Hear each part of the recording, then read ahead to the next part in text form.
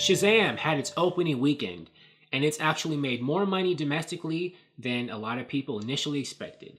It made about $53 million, including those advanced preview screenings a couple weeks ago, which is about 10 or 13 million more than original projections. It was originally supposed to make only 40 million. So Shazam has come in higher in the US. Worldwide, adding that in with the international box office, it's about 150 something.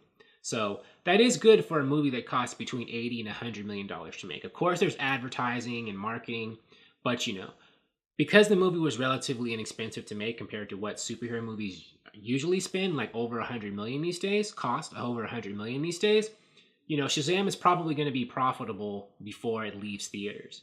And a lot of people are projecting, well, I don't know, I went in different places, and I personally think because Shazam opened a little bit softer, it's only got like 53, which is still good because of the kind of movie it is, but it's not like, $100 million plus, which is what a lot of other superheroes make, because it opened a bit soft and doesn't have that much time to play until like Avengers Endgame swallows up all these theater counts and all these people's money.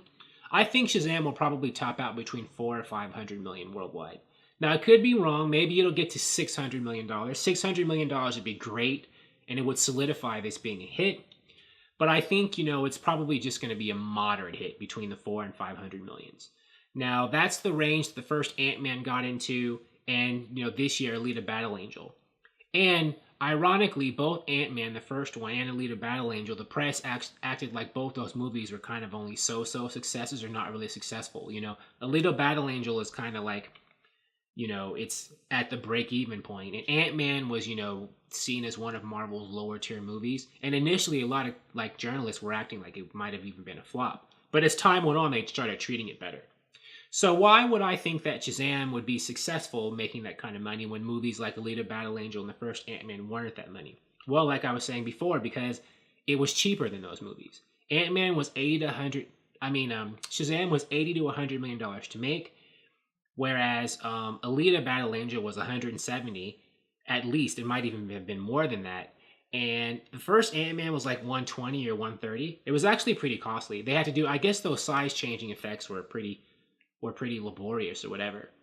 So the first Ant-Man was actually more expensive than Shazam, which is weird because it was about, well, I guess special effects to make somebody shrink and grow does cost more money than making someone fly and be strong and shoot lightning. So I guess it does make sense that Ant-Man would cost more to make. And maybe Paul Rudd, his price tag was higher than Zachary Levi's. Unsure. But, I think that Shazam is going to be profitable for Warner Brothers before it leaves theaters, which is a good thing. It'll be a moderate success, but still a success. Which means I do think, or I hope that they'll do a Shazam 2. But I think that when they do the Shazam 2, they got to open it up at a less competitive time of year. Because I think that Shazam would have made more money, will make more money, if it wasn't sandwiched between Captain Marvel and Endgame. Endgame's about to swallow up all the air in the room. It's already starting to do that because people are, anticipating it. And Captain Marvel, even though it's kind of on its way out, it's still going to get kind of a surge in interest because people see that as like an Avengers Endgame companion piece, right? See Captain Marvel to get the whole story before you see Endgame, right? Even though Captain Marvel, you don't need to see Captain Marvel to watch Endgame. I watched Captain Marvel, but that's an introduction to a character who's going to play a role in Endgame. So people are like, I have to see Captain Marvel more times or whatever. People will still be interested in seeing it. So I think that releasing Shazam in this time of year when it's crowded, not to mention, Dumbo and Us, Pet Sematary, and Hellboy 2, the Hellboy remake, that did hurt its chances to get to 600 or 700 million. But, so Warner Brothers has to make sure Shazam 2 is released at a better time of year. And I think that they will. I think the first Shazam did its job. It is profitable, will probably be profitable. And, it got good reviews, and it has a good cinema score.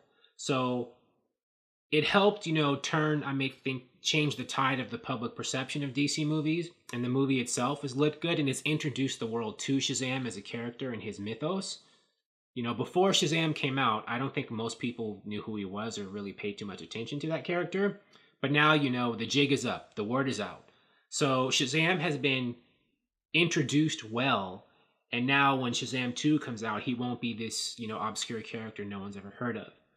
So the name recognition will be higher, and hopefully, Warner Brothers will pick a good time of year, a better time of year to release it. And if they have Black Adam as The Rock show up, that'll be more star power and more interest in the movie, right? It'll be a Rock movie, not just a Shazam movie. He'll be the big villain, and people want to see these two guys with powers beating each other up, Shazam versus Black Adam. So that's why I do think they definitely will do a Shazam 2, because they'll feel that with Dwayne The Rock Johnson's involvement, it'll be more of a bankable movie, and probably more of like an A-level kinds of hit, because they're going to want Shazam 2 to make more money than the first one. So they're going to have to strategically make sure that it does by doing the things I just outlined now. Better release schedule, and, keeping the budget down, and making sure that, that Black Adam and Dwayne The Rock Johnson are promoted really well. Like, see these two titans fight. They'll like that. And I think, that's Warner Brothers' plan. Thank you for watching. If you like this video, please like it on YouTube and subscribe to the channel, because I appreciate your viewership, and I'll talk to you soon. Bye.